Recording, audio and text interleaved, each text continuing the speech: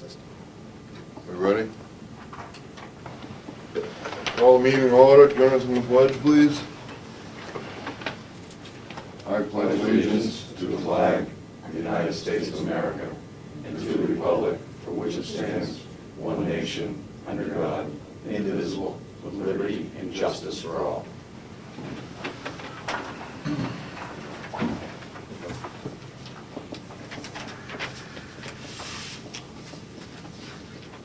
Minutes of the last meeting.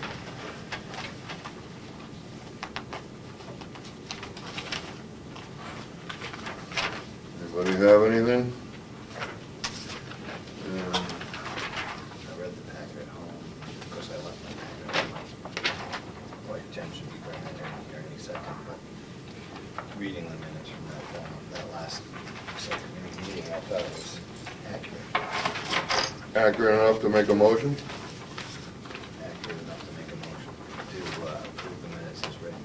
Of July 16, 2014. That says. One thing, on the page 3 of the package. Yep. That's not That's not. Oops, okay. That part is- the motions for public right now. I'll make that motion, Ralph? Yes, he did. Is there a I'll second? second that. Motion second, all in favor? Aye. Aye. Is there any reason why we can't do the non-public now?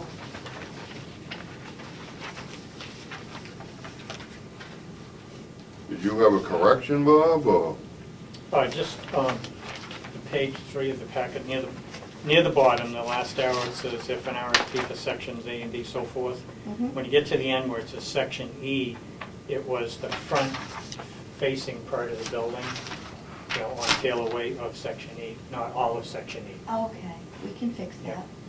And It it, should be the next paragraph, the same thing, Front, so it's front of building facing Taylor Way? yes.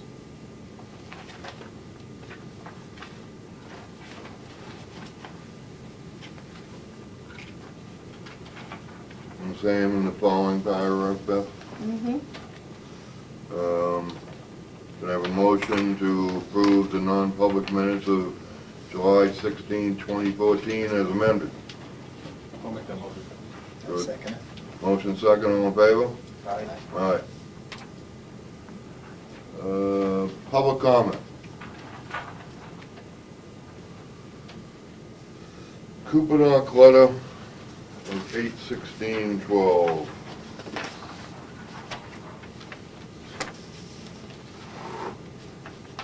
Sure, Mr. Brown. This letter was brought to my attention, Mr. Williams, and it is dealing with potentially moving the tanks that are out back. And we're in the process of looking at a new fuel service potentially, then this would be the time to do it. So Mr. Williams speak to it a little bit.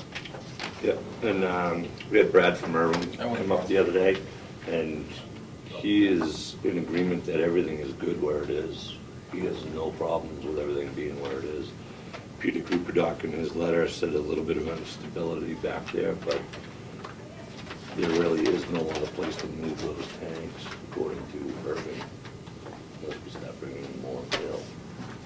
And you said they would stabilize them a little differently. And they as well, too. stabilize them a little bit more differently than what is there now. They'll go down 12 inches with block and bring them back, crisscross them, make them wider. He said that, so They're going to do that, or that's just what they do in the, that's what they do when they, because we're gonna have to switch out all the tanks that are here. So they're going to do that? They will do that when they put the new ones in that same spot.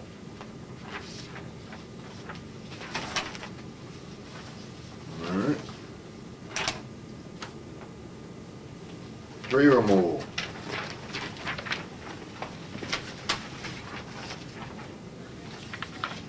You'll see on page 6 that there was a request that came to Mr. Gregoire as well as to the board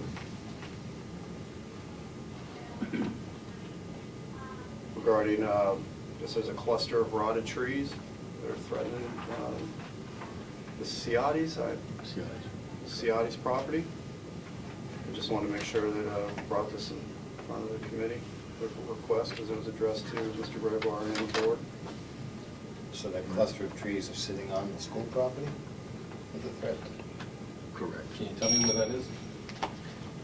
You're right. Delco Circle. Where is it? 19 Duco Circle, Delco. Delco. It would be the first driveway, if you were to turn just before coming onto Taylor Way, I think it's the first driveway on the left, right? Near the vacant, next to the vacant lot. Okay.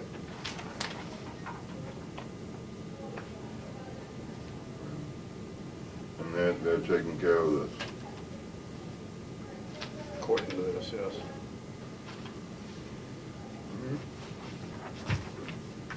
Do you have a problem with that?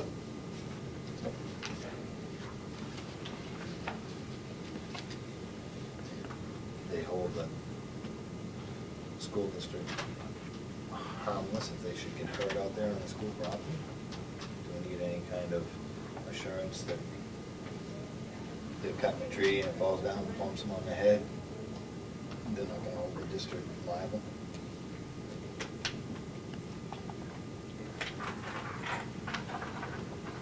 Do we know which way they're gonna drop it? Would that be covered under their homeowners? If it's on school property, but Is it right on the school property? It's right on the edge, right on that line of their property and ours, and obviously on our property. I would like to see a couple things. One thing that wouldn't be done during school time, wouldn't be done during the weekend or during school vacation. I think also the whole harmless would be important. How many trees are we talking about? Two or three. We just walked out, there's six. Six, right? Six. That many? There's three, That they wanted taken down? I thought they just wanted the big ones. they did, but then there's a couple other ones that are rotted that he just didn't. We just walked Okay. out and counted six that are marked. You talking big trees, Joe? I'd say there was probably three that were good size, Three were. 12 to 15 inch round, but those are rotted. I mean, just scund at the bottom, Yeah. right above it. And then the other ones are part of the cluster that are there, 6 inch. Yeah. And then there's another couple that are 6 to 8 inch that are rotten. you think they'd be agreeable to signing a waiver or a release of liability for the school? Yeah, I mean, we walked out there with him a couple of weeks ago. And he said, look, I just want to take care of it, I don't want to fall into my house. He was very agreeable and he was a very reasonable person. We want to check in to that with them? It's an action He's that, willing to sign a waiver. it's an action that needs to be approved by the full school board, right? So I would make a motion to recommend to the full school board to allow the Ciatis to remove the cluster of trees pending a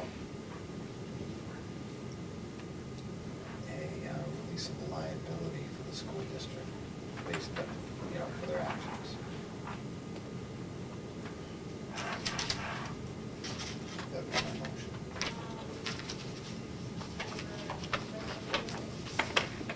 Is there a second?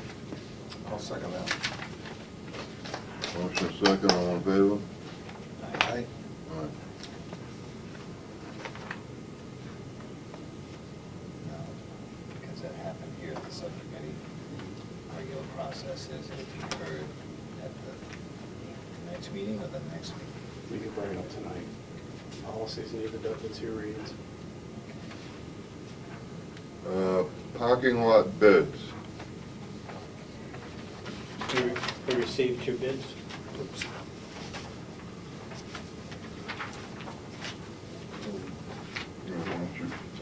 Yeah, I would read this to the Wakefield School Board.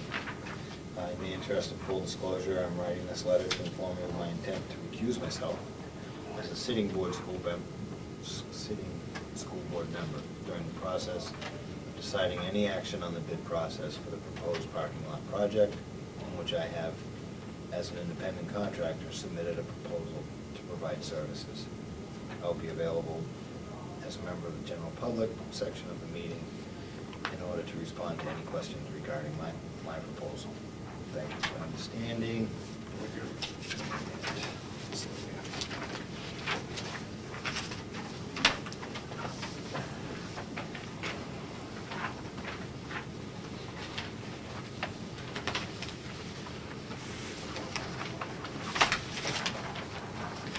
You down here, but, There were extra copies, right? Right, yeah. One for Bonnie and one for Norm.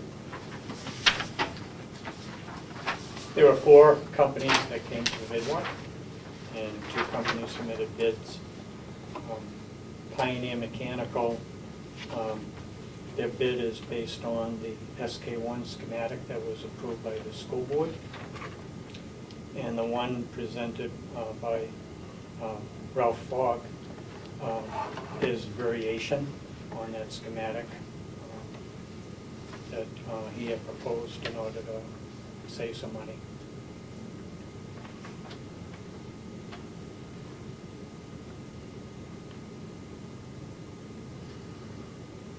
any thoughts?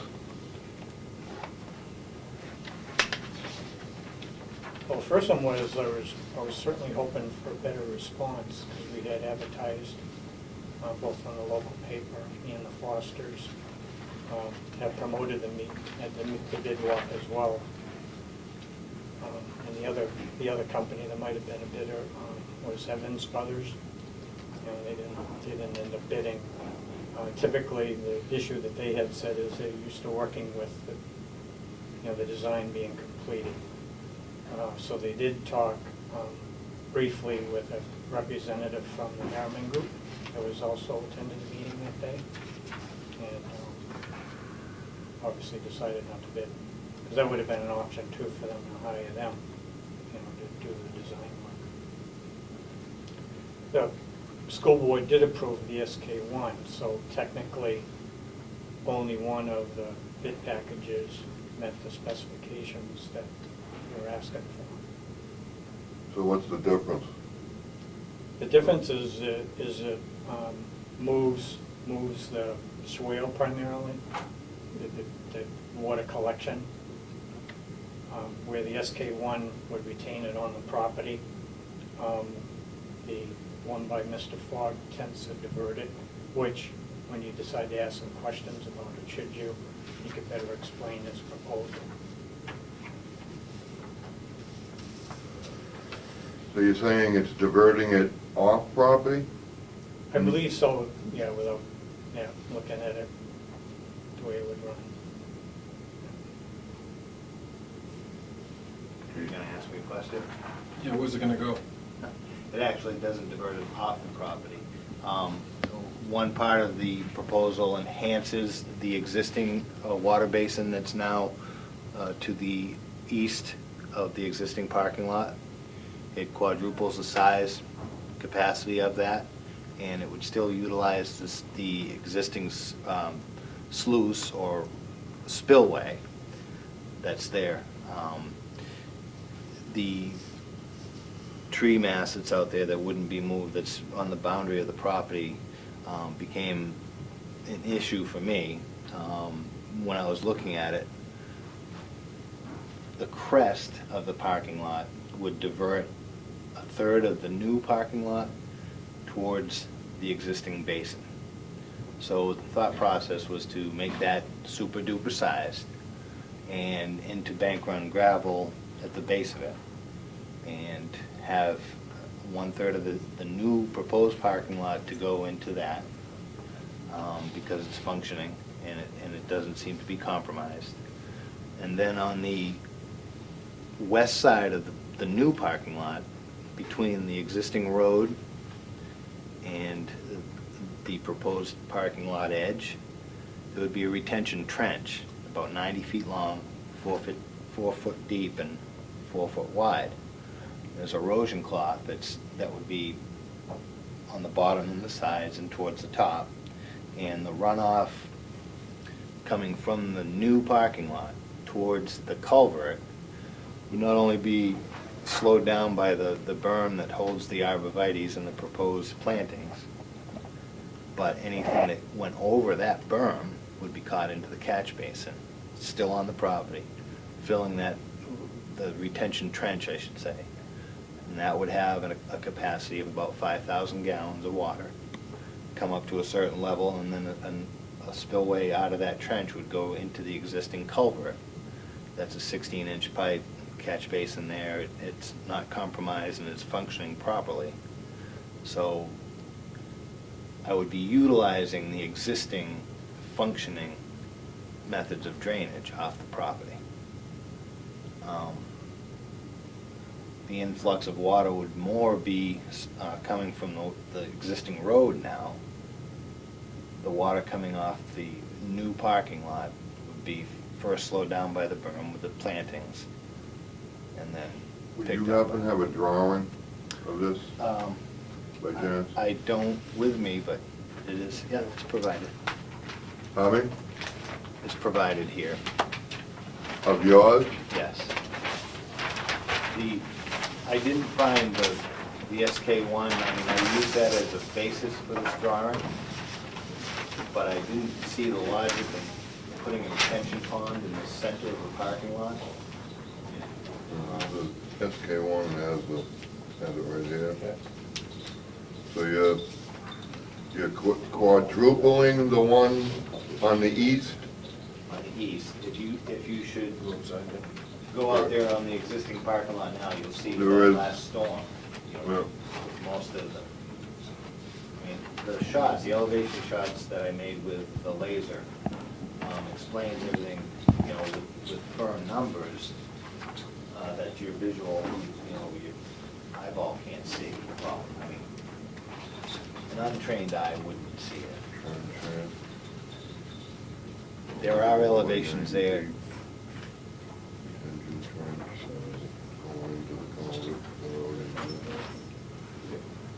Now, that culvert doesn't have to be larger, that will take that? Well, there's only so much water that's gonna go in and out of that culvert, you know.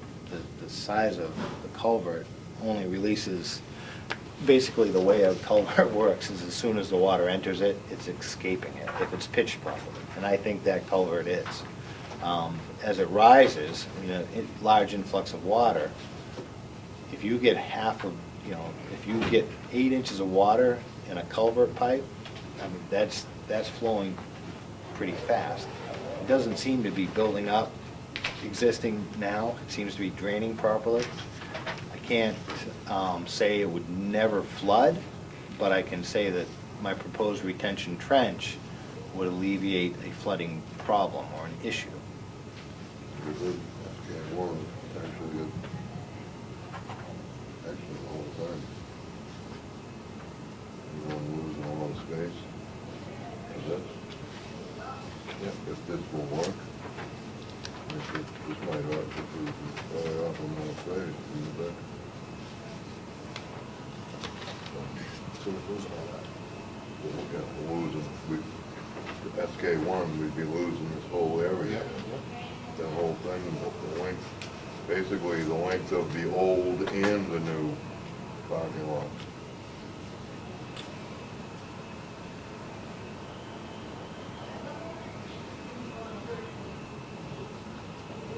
So where's the high point here, Mr. Fogg? The high point, if you see the maple cluster, the large maple cluster where the zigzag and the property line on the east is,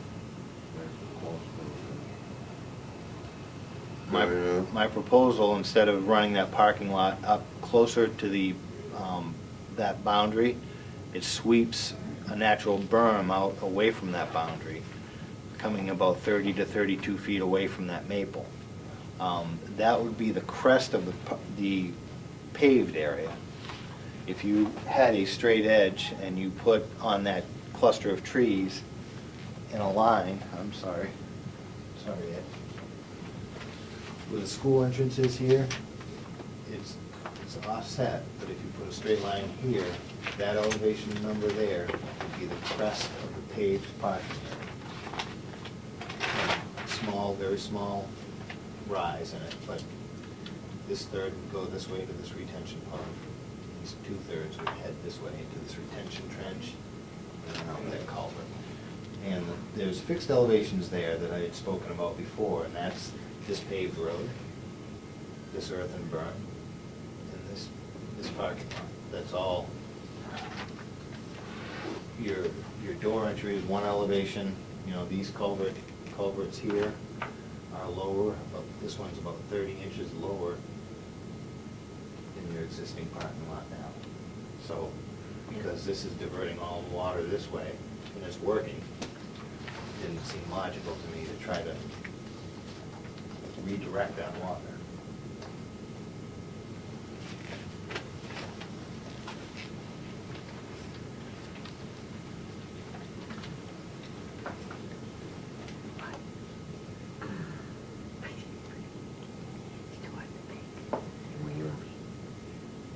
No, it was in our space this way. Right. Basically, it's the same thing, but looks like it's utilizing the existing one here, just making it bigger 3 times bigger. and utilizing this area, which we were talking about, having some area which is basically the same as in this one, the tree area here. It's all gonna be treed, and then utilizing that same area for this retention trench, which would basically take it out of the middle of the whole parking lot. Yep.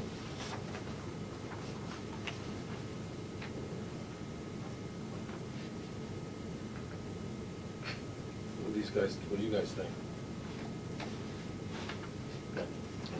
Just for the process of it all, if you're gonna, that's a board-approved design. So if you're gonna go with an alternative design, you'd look for approval from the board, utilize the alternative design, and then you'd open up the bidding process again.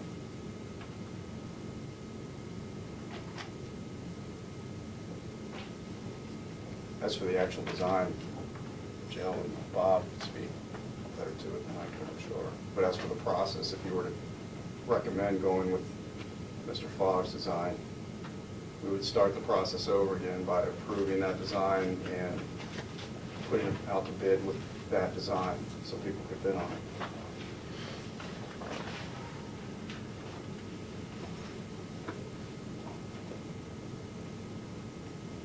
What do you guys think of that? Ralphs? It does give you more space. The other thing, when we had gone to the planning board, they wanted to see some numbers on water. I don't know if we're exempt from that or not, but they wanted to see what was gonna actually be taking place once we got finished. If there was gonna be any water calculations of what was gonna be happening on that parking lot. And I don't know if we're exempt from that as being a school entity or not. The SK1 was looking at a concept to work within the regulations that, any company would have to follow. Whether or not, like Joe was saying, whether or not we're exempt from that, I don't know. Mr. Fogg? On attachment A on page 11 of the RFP, in the specifications part 1, it said using schematic site plan SK1 in quotations. As I read that, I believe that was asking me to design a parking lot in its expansion, plaza redesign and modification. So I saw no problem in modifying the existing SK1 plan. I mean, that's what I thought we were being asked for, was a parking lot design for the expansion. A plaza redesign, which is where your 3-car drop-off and your pavers would be. The little circular part, the little semicircular part of the flagpole. Can I see that, No. if you would, please? That language that you're talking about referring to? Part 1? So I guess I misinterpreted that part 1. I didn't read that as Design, saying the SK1 was the plan to be implemented. I thought it was Redesign. the basis for a modification. So I get the thinking too much.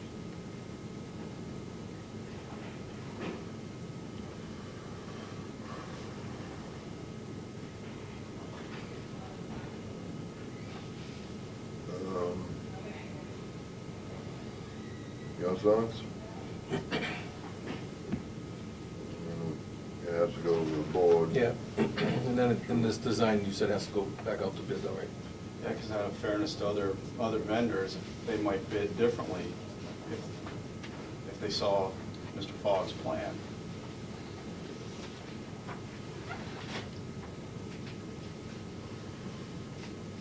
What if, That's just my opinion, it's not something you necessarily have to do. if there happen to be, I mean, I would certainly encourage that policy of 3 bids being waited for and stuff like that, but what if 3 potential bidders came in all reading that line the same way I did and had 3 different, So make their own up, you're saying, basically?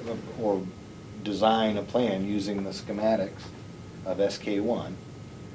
If there was 3 potential bidders with 3 different plans, if they were reading it to say, Well, that's what it says. design a parking lot expansion and a plaza redesign, well, I mean, I don't have it in front of me now, so I can't read it verbatim, but,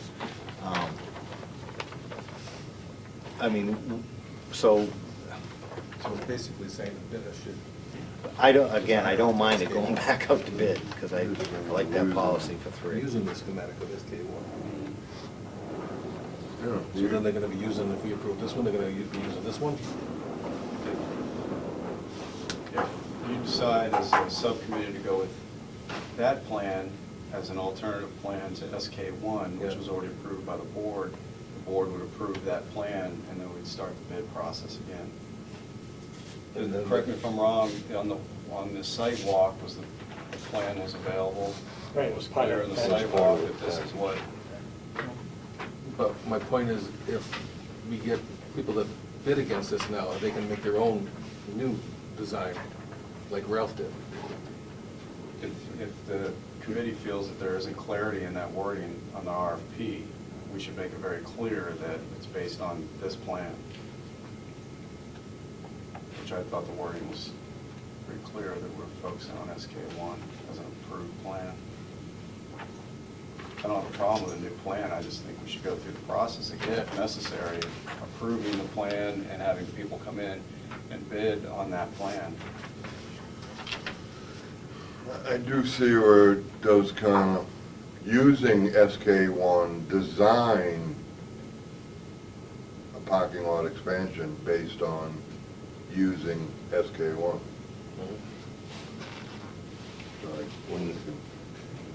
I think when we were thinking of design, we were looking at elevations and where everything is, stamp of approval as a design. That's, you know, I mean, nothing against Ralph or anything like that. I mean, he does know his stuff and everything, but there's no stamp, there's no, what happens if it doesn't work? Is there a stamp on the other one? It's a And the drawing. maximum for the 180 price of Mr. Fogg, that does include $7,500 for engineering approval. With, In the 180, that's Uh-huh. on that sheet, it does include that. It would have a stamp. That price would have a stamp.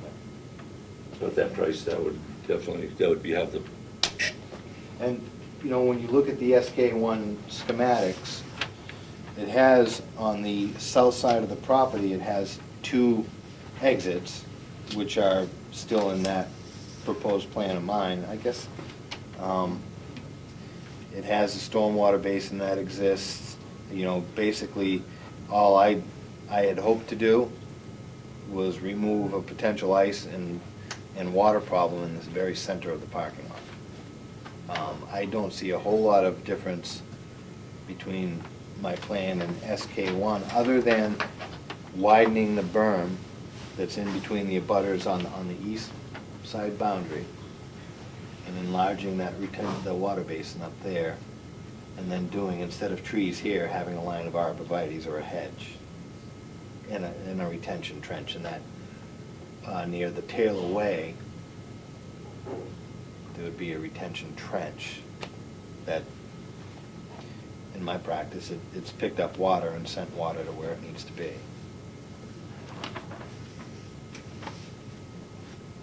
And so, there's 2 exits on SK1, or two proposed exits on SK1. They both seem to be dumping approximately the same area, although on my plan, I hugged it closer to the maintenance shed. major reason for that is any potential headlight issues with the abutter.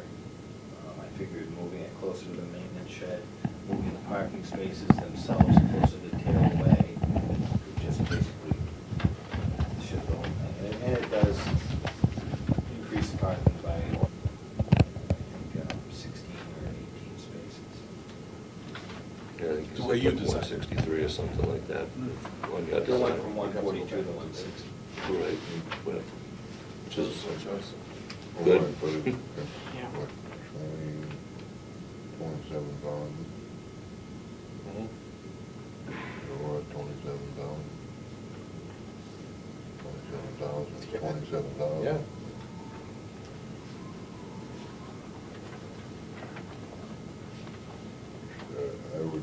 I would propose probably bringing this to the board, the Yep. whole board, and let the full board decide which way I agree. they wanna go with it.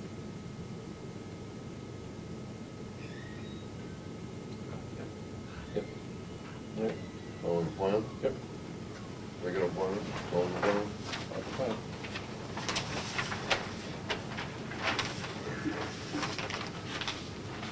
Mr. Brown, you're making that motion. I don't, do we need to make that a motion? Just to bring it to the full board, you need to make that motion. You could just do it under one of the committee reports, if you like. I'd recommend we move that up on the agenda at the full board, though, because I'm sure Joe and Bob would stay to have that Yeah, we can discussion. do that.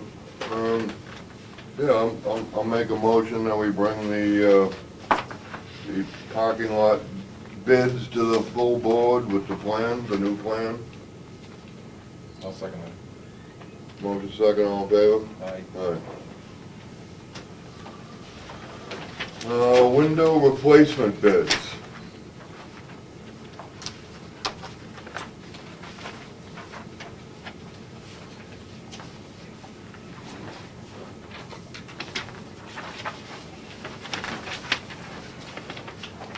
So I have to recuse myself. Welcome back. I may have been out of sight, but I didn't go away.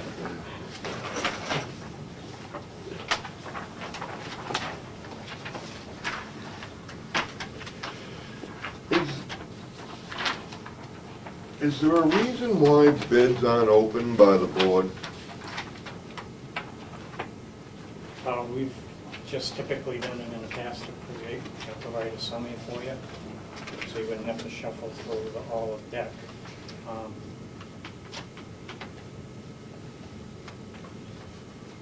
What do other people's thoughts? I mean, I had questions, as an example, Mr. Fogg and I talked today 5, 6 times. I called the other vendor as well too, we didn't end up talking. So I'll do things like that sometimes, and on the window vendor, I called him too, because I had a question to clarify it before he could actually put this table together and be able to create the summary. I wouldn't have been able to do that without opening the bid package, calling the vendor, and doing this. And even with Mr. Fogg, you know, we talked about the $7,500, is that in or out of the package? I said, we want to know the total amount. That's what we had asked for. So we both agreed, we would post it at $180,000. So all that goes on behind the scenes to help bid, so that we have a summary then you can work from. And we bring all the data with us then. And any questions that you have, we can go back to the copier companies then and ask them if we can't answer it. The thought that I have is if they're opened, you know, I mean, if we're going by the policy and we're trying to get the minimum of 3 bids when feasible, if the school board saw 2 unopened bids in front of it and really wanted to adhere to that policy, we'd ask to send it back out to RFP. Selectmen, stuff like that, I don't really think that they have the town administrator open bids, but I don't really have a problem with the way the system is now. other than the idea of not getting those 3 bids, and are they marked, are they unmarked, you know, they're obviously sealed bids, but once an open bid comes to the board, whatever board it may be, some numbers may be discussed, and some numbers may be, become public information. So in a fair bidding process, you know, folks want to have an idea of what they're doing and base their bid on what they're providing for a service, but they shouldn't be basing their bid on what they just learned by watching the TV and the numbers that were already, you know, submitted with only 2 bids or 1 bid or something. The other thing I did add, we always say that it's due at 4 o'clock, and that's basically an open meeting. Companies often ask, you know, can anybody come in? Yes, so I mean, anyone is free to come to that meeting. We do it too, which is part of that too, just so you know a little bit more about it. And, you know, What would work better for you? What would you like to do? wait for the full board to make, you know, more input on it, but certainly consider the policy, number 1, because it is policy. And number 2, if we didn't have that 3rd bid in a fair bid process, you know, maybe the bids, the first 2 or the first 1 shouldn't be open, shouldn't be discussed until another RFP went out, you know, maybe. I mean, I just like the idea of, it would have been nice to see 10 bids on every project the school has to do. But it doesn't happen that way. Well, So, let me understand this, Rob, what you're saying is, so if we get 1 bid, we should leave it alone until we open it back up again for rebid? Well, I thought the process was always bids were received, you know, marked with what the bid is for, but not with the returns, you know, self-addressed stamped envelope, you know. Sometimes in a fair bid process, an envelope just marking what it's for without an idea who it's from, you know, it may influence the board, it may not. It all depends on the integrity of the board. So if you had 1 envelope unmarked, you know, other than what the proposal's for, and you wanted to stick to the policy, and you always have the discretion, the board has the discretion whether it wants to use the policy or not. But if you wanted to stick to the policy, you need to say, oh, this time we got 1 bid, we haven't opened it yet, so we don't disclose the numbers. Let's repost it and hope for 2 more bids. And then maybe if that process happened 3 times, 3 strikes and you're out, you know, you still only have two bids or still only have 1 bid, then I guess that, at that point, it would be feasible to open up that single bid.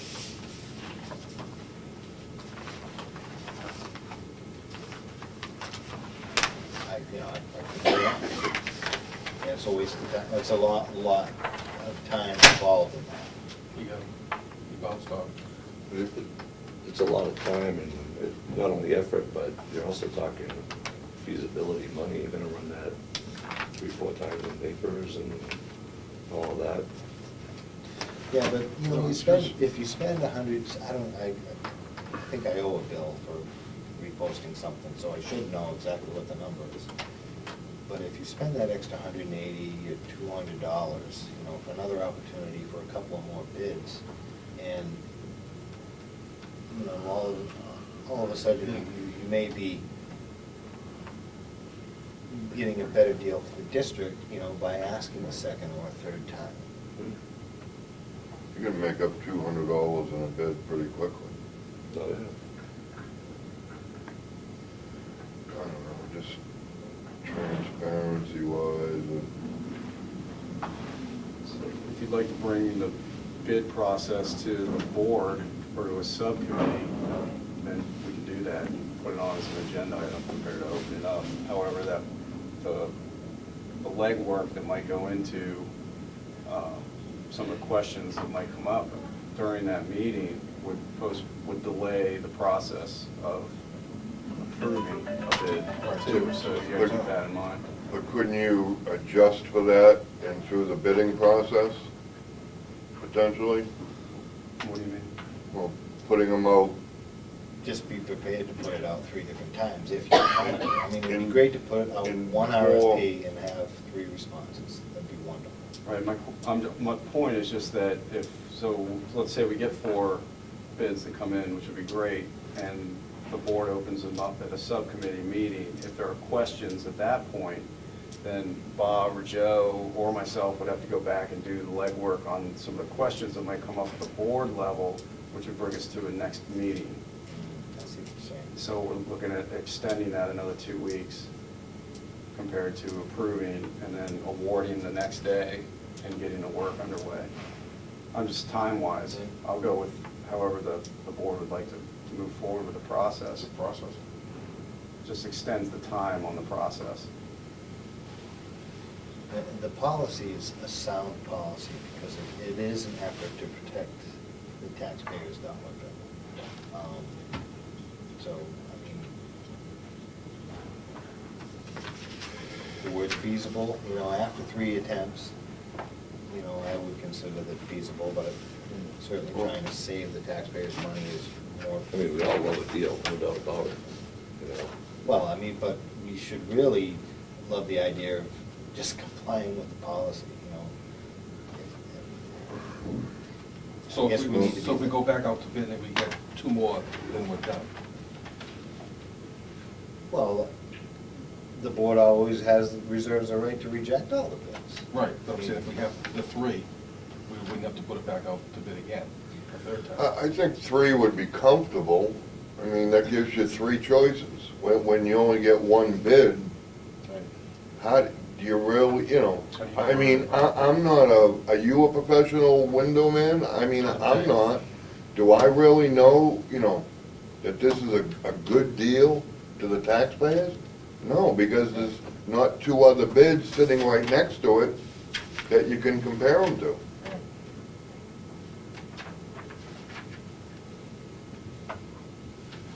So, but to that point of where we only have 1 bid, we should probably move that into non-public. Because you don't really want to disclose this bid if it were ever to happen to go back out to bid, right? 'Cause then people would have all the pertinent numbers and then they can, I mean, that's not really. So I wouldn't probably want to discuss this. I mean, it is, it does have to do with security to begin with, and so I don't really think that at this point I would probably feel comfortable releasing the numbers of this bid in public. Can Especially I with make a the, motion to move this item and the issue of that policy, whether we adhere to it or not, to the full board for discussion? Is that a legal motion to make?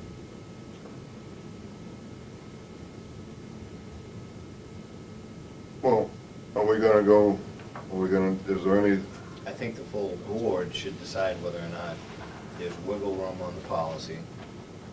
right, but right now we're dealing with facilities Yeah. committee. So is there anything under non-public in regard to this that we need to discuss? Not in regard to that agenda item, but we do have 1 agenda item under non-public that we need to discuss. It's in the packet. Okay, that, yeah. So we do need to go into non-public. I believe, Mr. Fogg, you're recommending that we move this agenda item and the policy discussion to the full board for discussion. Yes. Move this particular Okay, bid yeah, because forward. that's, I was thinking it was just one and the same, but actually it's not, there's another situation. All right, so is there a second? I'll second it. Motion second to moving the bid, the window replacement bid along with the policy to the full board. For discussion, yeah. For discussion, that was And you. hopefully a decision. All right, motion second, all in favor? All right. All right. All right,